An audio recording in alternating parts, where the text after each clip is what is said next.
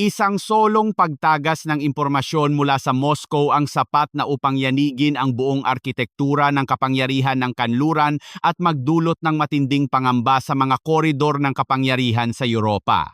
Ang posibilidad na ang Washington, sa ilalim ng nagbabagong ihip ng politika, ay uupo sa mesa ng negosasyon upang talakayin ang kapalaran ng mga nakapirat na yaman ng Russia ay hindi lamang isang simpleng usapang diplomatiko, kundi isang politikal na bomba na nagbabadyang sumabog sa mismong pundasyon ng Alyansang Transatlantiko.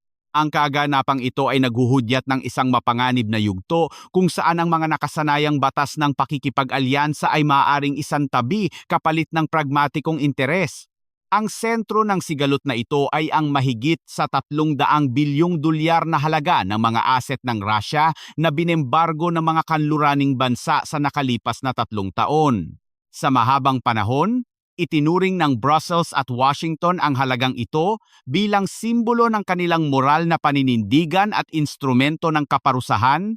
Subalit sa kasalukuyang takbo ng geopolitika, ang salaping ito ay nagbabagong anyo mula sa pagiging isang patunay ng pananagutan patungo sa pagiging isang kasangkapan sa bargaining. Para sa Kremlin, ang halagang ito ay tinuturing na nakaw na yaman na dapat mabawi, samantalang para sa Washington, ito ay nagiging isang mabigat na pasanin na humahadlang sa paghahanap ng estratehikong lagusan palabas sa tunggalian. Ang mismong ideya na ang perang ito ay maaaring gamitin bilang kapalit sa isang kasunduan ay nagpapahiwatig na ang arkitektura ng parusa na itinayo ng kanluran ay nasa bingit ng pagguho. Ang sitwasyong ito ay nagdulot ng malalim na pagkabalisa sa Unyong Europeo. Ang Brussels ang higit na nakauunawa sa bigat ng implikasyon nito dahil ang malaking bahagi ng mga nakapirat na asset ay nasa ilalim ng kanilang jurisdiksyon. Ang pangamba ng Europa ay nakaugat sa posibilidad ng isang kasunduang bilateral sa pagitan ng Estados Unidos at Russia na bubuuin sa likod ng kanilang mga likuran. Kung magkakasundo ang dalawang superpower na gamitin ang asset bilang kapalit ng kapayapaan o tigil putukan, ang Europa ay malalagay sa isang imposibleng posisyon.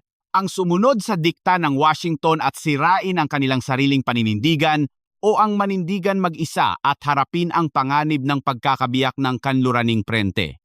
Ito ay isang bangungot na politikal para sa mga kabisera ng Europa, sapagkat nauunawaan nila na kung babaguhin ng Amerika ang direksyon, ang buong istruktura ng parusa ay maaaring bumagsak tulad ng domino. Sa loob mismo ng Washington, ang isyong ito ay nagpasiklab ng isang tahimik ngunit matinding digmaan sa pagitan ng mga paksyon. Ang mga estratehista sa seguridad at depensa ay naninindigan na ang anumang konsesyon sa pinansyal na aspeto ay isang malaking dagok sa kredibilidad ng Amerika. Nakikita nila ang panganib na kung bubuksan ang pinto para sa negosasyon gamit ang mga asset, mawawala ng ngipin ang banta ng mga hinaharap na parusa. Ang mga katunggaling bansa ay makakabuo ng konklusyon na ang Estados Unidos ay maaaring pilitin sa negosasyon kung gagamitan ng sapat na presyon at pagpapahaba ng panahon. Gayunpaman, ang pananaw na ito ay tinatapatan ng mga pragmatikong puwersa na sumusukat sa sitwasyon base sa gastos at pakinabang. Ang tunggalian ay umubos na ng daan-daang bilyong dolyar sa tulong militar at pinansyal nang walang malinaw na tagumpay na natatanaw. Para sa kanila, ang mga nakapirat na asset ay hindi sagrado. Ito ay mga kasangkapan lamang upang isara ang isang magastos na kabanata ng kasaysayan. Habang ang Washington ay naghahanap ng paraan upang makalabas ng may dignidad, ang Moscow ay naglalaro ng isang laro na nakadepende sa paglipas ng panahon. Ang bawat araw na lumilipas na walang malinaw na resolusyon ay nagdadagdag ng presyon sa sistemang pampinansyal ng mundo. Ang mga bansa sa labas ng kanluran ay masusing nagmamasid. Nakikita nila ang panganib na ang kanilang sariling mga reserba ay maaaring gamiting sandata laban sa kanila sa hinaharap dahil sa mga kadahilanang politikal. Ito ay nagtutulak sa kanila na maghanap ng mga alternatibong sistema na lalong nagpapahina sa dominasyon ng dolyar at ng kanluraning sistema ng pagbabangko. Ang orasan ay umaandar pabor sa Russia na gumagamit ng tiyaga at pasensya bilang sandata upang hayaang kusang bumigay ang pagkakaisa ng kanilang mga kalaban. Ang usapin ng mga asset ay hindi lamang nakahiwalay sa aspetong pinansyal. Ito ay mahigpit na nakatali sa realidad ng digmaang pang-enerhiya kung saan ang kanluran ay nakaranas ng isa pang estratehikong kabiguan. 4 na taon mula nang sumiklab ang krisis, ang katotohanan ay lumitaw ng walang pasubali. Ang Russia ay nanatiling nakatayo. Ang inaasahang pagguho ng ekonomiya ng Moscow dahil sa pagbawal sa kanilang langis ay hindi naganap. Sa halip, ang langis ng Russia ay patuloy na dumadaloy, ang pera ay patuloy na pumapasok sa kanilang kaban, at ang makinarya ng digmaan ay patuloy na tumatakbo. Ang Washington at Brussels ay naniwala na sa pamamagitan ng pagkontrol sa presyo at pagbabawal sa insurance ng mga barko, kaya nilang pilayin ang kita ng Russia. Subalit ang pamilihan ay tumugon hindi batay sa moralidad kundi batay sa pangangailangan. Ang tagumpay ng Russia sa larangang ito ay nakasalalay sa kakayahan nitong mabilis na umangkop at baguhin ang istruktura ng kanilang kalakalan. Nang isara ng Europa ang mga pintuan nito, binuksan ng Moscow ang mga bintana patungo sa Asia. Ang India, China at Turkey ay naging mga pangunahing mamimili na nagsamantala sa mas mababang presyo ng langis upang palakasin ang kanilang sariling mga industriya at ekonomiya. Ang mga bansang ito ay kumilos batay sa pambansang interes na nagpapatunay na ang impluwensya ng kanluran ay may hangganan sa isang mundong nagiging multipolar. Ang parusa ay nawalan ng bisa dahil ang mga mamimili ay tumangging yumuko sa presyur politikal. Ang desisyon ng New Delhi at Ankara na ipagpatuloy ang pag-aangkat ay isang sampal sa mukha ng mga nagplano ng parusa na nagpapakita na sa usapin ng enerhiya, ang kasiguruhan ng supply ay mas matimbang kaysa sa anumang diplomatikong pahayag. Isang kritikal na elemento sa pagkabuhay ng kalakalang ito ay ang pagbuo ng Russia ng tinatawag na hukbong anino o shadow fleet.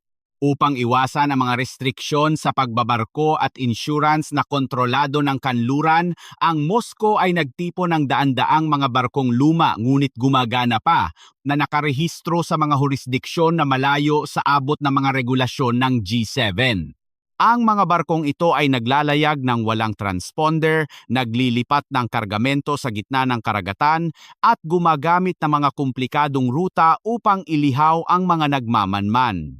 Ang operasyong ito ay nagpatunay na ang karagatan ay masyadong malawak para sa anumang listahan ng pagbabawal. Ang bawat matagumpay na paglalakbay ng mga barkong ito ay isang butas sa dingding ng parusa na nagpapakita na ang teknikal na solusyon at determinasyon ay kayang talunin ang burokrasya. Ang pinakamasakit na kabalintunaan sa sitwasyong ito ay ang katotohanang ang Europa mismo ang nagbabayad ng presyo para sa sarili nitong mga patakaran. Habang ipinagmamalaki ng mga opisyal sa Brussels ang kanilang matigas na paninindigan laban sa langis ng Russia, ang realidad sa pamilihan ay nagsasabi ng ibang kwento. Ang langis na krudo mula sa Russia ay dinadala sa India at Turkey, kung saan ito ay pinoproseso upang maging gasolina at diesel. Pagkatapos nito, ang mga produktong ito ay ibinebenta pabalik sa Europa bilang mga produktong hindi na galing sa Russia. Ang resulta ay isang siklo kung saan ang Moscow ay patuloy na kumikita, ang mga bansang tagapamagitan ay tumutubo ng malaki, at ang mga mamamayang Europeo ay nagbabayad ng mas mahal para sa parehong enerhiya na dati nilang nakukuha ng direkta at mura. Ito ay isang klasikong halimbawa ng kung paano ang patakarang nakabatay sa emosyon at simbolismo ay maaaring magdulot ng pinsala sa sariling ekonomiya, habang nabibigo naman na saktan ang kalaban. Ang pagkabigong ito sa larangan ng enerhiya at ang paparating na negosasyon sa mga asset ay naglalantad ng limitasyon ng kapangyarihan ng Estados Unidos at ng kanyang mga alyado. Ipinapakita nito na hindi na kayang diktahan ng Washington ang takbo ng pandaigdigang ekonomiya ng mag-isa. Ang mga bansa sa labas ng kanluraning alyansa ay mayroon ng sapat na lakas at kalayaan upang gumawa ng sarili nilang mga desisyon, at ang Russia ay nagawang gamitin ang mga bitak na ito upang manatiling matatag. Ang estratehiya ng kanluran na umasa sa pang-ekonomiyang pagkubkob ay sumalpok sa pader ng realidad, na ang mundo ay masyado nang magkakaugnay at ang pangangailangan sa mga pangunahing kalakal tulad ng langis at gas ay hindi kayang pigilan ng anumang utos mula sa mga kabisera ng politika. Habang ang atensyon ng mundo ay nakapako sa mga maneuver na ito, ang Ukraine ay unti-unting natutulak sa gilid ng entablado. Mula sa pagiging sentro ng moral na krusada, ang Kiev ngayon ay nahaharap sa panganib na maging isang pawn sa mas malawak na laro ng mga higante. Sa bawat pag-usad ng usapin tungkol sa pagbabalik ng mga asset o pagtitigil ng putukan sa sektor ng enerhiya, lumalakas ang hinala na ang kapalaran ng Ukraine ay pagpapasyahan sa mga saradong pinto sa pagitan ng Washington at Moscow nang wala ang kanilang direktang partisipasyon. Ang bawat konsesyon na ibinibigay o pinag-uusapan ay may kaakibat na tanong tungkol sa teritoryo at soberanya. Ang panganib para sa Ukraine ay hindi lamang ang pagkawala ng lupa, kundi ang pagkawala ng boses sa sarili nitong kinabukasan, habang ang mga superpower ay nag-aagawan sa paghubog ng bagong kaayusan. Ang sitwasyon ay lalong nagiging komplikado dahil sa pagpasok ng mga bagong variable sa equation ng digmaan. Ang mga kamakailang ulat tungkol sa di umano'y tigil putukan sa mga pasilidad ng enerhiya ay nagpapakita ng isa pang dimensyon ng estratehiya. Bagamat ipinresenta bilang isang hakbang na makatao, ang mga analista ay naniniwala na ito ay bahagi ng mas malalim na kalkulasyon. Ang Russia ay hindi tumitigil dahil sa awa. Tumitigil ito upang muling mag-ipon ng lakas at upang ilagay ang bola sa korte ng kalaban. Sa digmaang moderno, ang enerhiya ay hindi lamang kalakal kundi sandata ng kontrol. Ang kakayahang patayin at sindihan ang ilaw ng isang bansa ay kapangyarihang diktahan ang tibay ng loob ng populasyon nito. Ang anumang paghupa sa pag-atake ay pansamantala lamang at nagsisilbing paghahanda para sa susunod na yugto ng eskalasyon o negosasyon. Ang mga pangyayaring ito ay naglalatag ng pundasyon para sa isang mas malawak at mas mapanganib na tunggalian na hindi na lamang nakasentro sa silangang Europa. Ang kabiguan ng mga parusa at ang paghahanda para sa mga bagong kasunduan ay senyales na ang lumang kaayusan ay tapos na. Tayo ay pumapasok sa isang panahon kung saan ang kapangyarihan ay sinusukat hindi sa mga deklarasyon ng prinsipyo, kundi sa kakayahang kontrolin ang daloy ng yaman, enerhiya at impluwensya. Ang susunod na bahagi ng ating ulat ay tatalakay sa kung paano ang tunggaliang ito ay kumakalat na sa iba pang kritikal na bahagi ng mundo, mula sa natutunaw na yelo ng Artiko hanggang sa magulong karagatan ng Gitnang Silangan, at kung paano ang mga dating tapat na alyado ay nagsisimula ng tumingin sa ibang direksyon para sa kanilang sariling kaligtasan. Habang ang mga mata ng mundo ay nakapako sa mga gumuguhong gusali sa silangang Europa, isang mas tahimik ngunit mas mapanganib na pagbabago ang nagaganap sa loob mismo ng Alyansang Transatlantiko. Ang pagkakaisa ng kanluran na dating itinuturing na hindi matitinag ay nagsisimula ng magpakita ng mga bitak dahil sa magkakaibang pambansang interes. Ang pinakamalinaw na senyales ng pagguho ng disiplinang diplomatiko ay ang biglaang pagpihit ng United Kingdom patungo sa Tsina, isang hakbang na yumanig sa pundasyon ng estratehiyang containment na isinusulong ng Washington. Ang desisyon ng London na buksan muli ang mga linya ng komunikasyon sa Beijing ay hindi isang simpleng kapritsyo ng diplomasya. Ito ay isang kalkuladong tugon sa isang bagong realidad.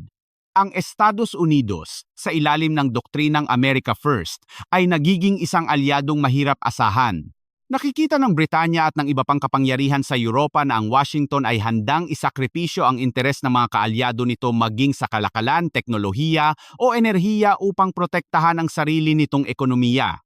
Sa harap ng stagnant na paglago at tumataas na gastos sa pamumuhay, ang United Kingdom ay napilitang maging pragmatiko. Ang paglapit kay punong ministro Keir Starmer sa Beijing ay pag-amin na ang ideolohiya ay hindi makapagpapakain sa populasyon at hindi makapagpapatakbo ng industriya. Ang implikasyon nito ay malalim at nakababahala para sa arkitektura ng seguridad ng kanluran. Kung ang pinakamalapit na kaalyado ng Amerika ay nagsisimula ng tumingin sa silangan para sa katatagan ng ekonomiya, nagpapadala ito ng mensahe sa buong mundo na ang United Front laban sa mga autoritaryang rehimen ay isa na lamang ilusyon. Ang Tsina naman ay mabilis na sinasamantala ang pagkakataong ito upang basagin ang pader ng pagkubkob na itinayo ng Amerika. Sa pamamagitan ng pag-aalok ng pamumuhunan at akses sa pamilihan, dahan-dahang hinihiwalay ng Beijing ang Europa mula sa Estados Unidos, hindi sa pamamagitan ng digmaan kundi sa pamamagitan ng negosyo. Ang panganib dito ay ang pag-usbong ng isang mundo kung saan ang bawat bansa sa kanluran ay kanya-kanya na ng diskarte na nagiiwan sa Washington na mag-isa sa kanyang krusada. Ngunit ang tunggalian ay hindi lamang nalilimitahan sa mga boardroom ng diplomasya. Ito ay kumakalat na sa mga pisikal na hangganan ng mundo na dati ay itinuturing na payapa. Ang Artiko, ang dating nagyayelong disyerto na walang nagmamay-ari, ay nagiging bagong entablado ng mainit na kompetisyon. Habang natutunaw ang yelo dahil sa pagbabago ng klima, bumubukas ang mga bagong ruta ng kalakalan at lumalantad ang mga nakatagong yaman sa ilalim ng dagat. Dito, ang Russia ay may estratehikong kalamangan na mahirap ng habulin ng NATO. Sa loob ng maraming taon, tahimik na pinalakas ng Moscow ang kanilang presensya sa rehiyon, nagtatayo ng mga base militar at nagpapagana ng isang armada ng mga nuclear icebreaker na walang katulad sa mundo. Para sa Russia, ang Artiko ay hindi lamang yelo, ito ang susi sa kanilang kaligtasan sa hinaharap. Ang Northern Sea Route ay nag-aalok ng isang alternatibong daanan ng kalakalan na nag-uugnay sa Asya at Europa na hindi kayang kontrolin o harangin ng hukbong dagat ng Amerika. Ang sinumang makakakontrol sa rutang ito ay hawak ang leeg ng hinaharap na komersyo. Ang Estados Unidos at ang mga kaalyado nito sa NATO ay huli na sa karerang ito. Ang kanilang kakulangan sa infrastruktura at kagamitan na angkop sa polar warfare ay naglalagay sa kanila sa isang delikadong posisyon. Ang kawalan ng malinaw na batas at kasunduan sa rehiyong ito ay lumilikha ng isang vacuum kung saan ang lakas ng militar ang nagdidikta ng katwiran. Ang Artiko ay nagiging isang Wild West sa yelo at ang panganib ng isang direktang konfrontasyon sa pagitan ng mga superpowers sa nagyayelong karagatan ay tumataas bawat araw. Hindi lamang sa hilaga nagkakaroon ng krisis sa mga ruta ng kalakalan. Sa timog, ang sitwasyon sa Dagat Pula ay nagbibigay ng isang malupit na aral tungkol sa kahinaan ng globalisasyon. Ang mga pag-atake sa mga barkong pangkalakal sa isa sa pinakamahalagang choke point ng mundo ay nagpapakita kung gaano kadaling pilayin ang ekonomiya ng mundo gamit ang murang teknolohiya at determinasyon. Ang bawat barko na napipilitang umikot sa dulo ng Afrika sa halip na dumaan sa Suez Canal ay nagdaragdag ng gasto sa transportasyon, nagpapataas ng presyo ng langis, at nagpapabagal sa supply chain. Ito ay isang direktang banta hindi lamang sa Europa kundi pati na rin sa Asya na umaasa sa rutang ito para sa kanilang mga iniluluwas at inaangkat na produkto. Ang krisis sa Dagat Pula at ang tensyon sa Artiko ay magkaugnay na mga senyales ng isang mas malaking problema, ang pagkawala ng kakayahan ng mga tradisyonal na pulis ng mundo na panatilihin ang kaayusan sa karagatan. Dati, ang presensya ng isang US aircraft carrier ay sapat na upang magpatahimik sa isang rehiyon. Ngayon, sa harap ng mga asymmetric na banta at sa paglawak ng mga teatro ng tunggalian, ang kapangyarihan ng Amerika ay nauunat ng manipis. Ang mundo ay pumapasok sa isang yugto kung saan ang seguridad ng kalakalan ay hindi na garantisado at ang bawat bansa ay kailangang maghanda para sa mga pagkaantala at pagtaas ng presyo bilang bagong normal. Ang konsepto ng just-in-time delivery na naging batayan ng modernong ekonomiya ay pinapalitan na ng just-in-case na pag-iimbak, isang pagbabago na magpapataas ng gastos ng pamumuhay para sa lahat. Sa gitna ng kaguluhang ito, ang Global South o ang mga bansa sa labas ng orbit ng kanluran ay tahimik na gumagawa ng kanilang sariling kaayusan. Ang mga bansa sa Asya, Gitnang Silangan at Latin America ay tumigil na sa pakikinig sa mga sermon tungkol sa demokrasya at karapatang pantao mula sa kanluran, lalo na kung ang mga sermong ito ay sumasalungat sa kanilang pambansang interes. Ang pagpapalawak ng BRICS at ang paglipat sa paggamit ng mga lokal na pera sa kalakalan sa halip na dolyar ay hindi lamang simboliko. Ito ay paghahanda para sa isang mundo kung saan ang dolyar ay maaari ring gamiting sandata laban sa kanila, tulad ng ginawa sa Russia. Ang Gitnang Silangan, na dating itinuturing na kliyente ng seguridad ng Amerika, ay nagpapakita ng pinakadrastikong pagbabago. Ang Saudi Arabia at United Arab Emirates ay gumaganap na ngayon bilang mga broker ng kapangyarihan, nakikipag-usap sa Washington, Moscow at Beijing ng sabay-sabay. Nauunawaan nila na sa bagong mundong ito, ang pagiging tapat sa iisang kampo ay isang estratehikong kahinaan. Ang susi sa kaligtasan ay ang pagiging multi-aligned o ang pagpapanatili ng relasyon sa lahat ng panig. Ang mga bansang ito ay gumagamit ng kanilang langis at yaman upang igiit ang kanilang lugar sa mesa, hindi bilang mga sunod-sunuran kundi bilang mga kapantay. Ito ay isang malaking dagok sa ego ng kanluran na nasanay na sila ang nagtatakda ng mga patakaran. Para sa mga bansa sa Timog Silangang Asya, ang mga leksyon mula sa Ukraine at sa nagbabagong alyansa sa Europa ay napakahalaga. Ipinapakita nito na ang mga pangako ng seguridad mula sa malalayong kapangyarihan ay maaaring maglaho kapag nagbago ang ihip ng politika sa kanilang mga sariling bansa. Ang kapalaran ng isang bansa ay hindi dapat iasa sa kabutihang loob ng iba. Ang Ukraine, na ngayon ay nasa panganib na isuko ang bahagi ng kanyang teritoryo dahil sa pagkapagod ng kanyang mga donor, ay isang babala sa lahat ng maliliit na bansa na naiipit sa tunggalian ng mga higante. Ang tunay na soberanya ay nangangailangan ng sariling lakas at ang kakayahang maglaro sa gitna ng magkakatunggaling interes nang hindi nagpapalamon. Sa huli, ang tinutungo natin ay hindi isang mundo ng kapayapaan, kundi isang mundo ng managed conflict o pinamamahalaang tunggalian. Ang lumang pangarap ng rules-based international order kung saan ang batas ang nangingibabaw ay napapalitan na ng interest-based order kung saan ang lakas at impluensya ang nagdidikta. Sa mundong ito, walang permanenteng kaibigan o kaaway. Mayroon lamang permanenteng interes. Ang mga superpower ay hindi na naghahangad ng kabuuang tagumpay dahil alam nilang masyado itong magastos at mapanganib. Sa halip, naghahangad sila ng posisyon kung saan hindi sila matatalo. Ang digmaan sa Ukraine, ang tensyon sa Artiko, at ang pagkakahati ng ekonomiya ay hindi mga pansamantalang krisis na malulutas at babalik tayo sa dati. Ang mga ito ay mga sintomas ng pagsilang ng isang bagong sistema. Ang Russia ay mananatiling isang puwersa na hindi pwedeng baliwalain. Ang China ay patuloy na magpapalawak ng impluensya. Ang Amerika ay patuloy na magiging proteksyonista. At ang Europa ay patuloy na magpupumilit na hanapin ang kanyang boses. Sa ganitong kapaligiran, ang pinakamahalagang sandata ng anumang bansa ay ang matalas na pagbabasa sa realidad at ang pagtanggi sa mga ilusyon.